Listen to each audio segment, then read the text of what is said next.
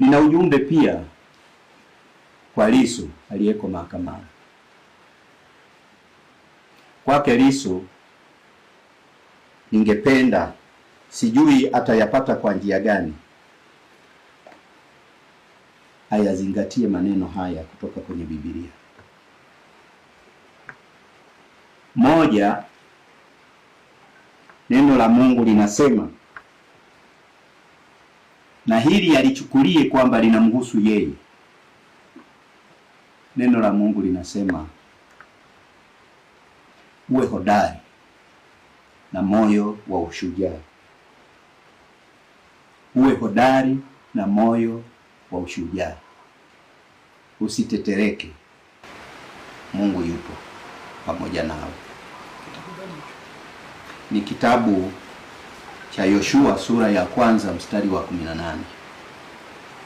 Lakini pia nina neno la pili kwa Mheshimiwa Lissu, kumtia moyo. Neno hilo linatoka katika kitabu cha Yeremia sura ya 1 mstari wa 8. Neno hili linasema, na Mungu ndiye anayesema,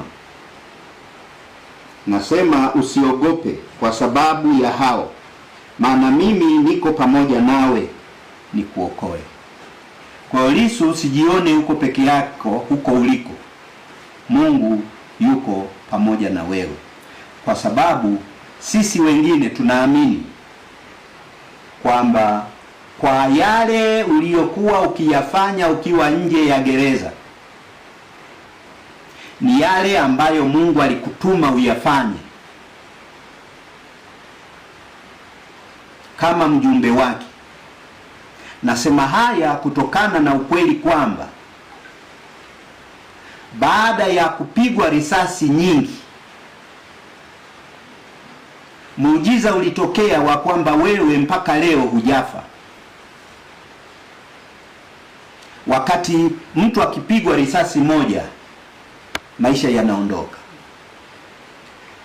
Kwa hiyo sisi wengine tunaamini kwamba Mheshimiwa Lissu, hutakufa mpaka utimize kusudi la Mungu katika taifa hili.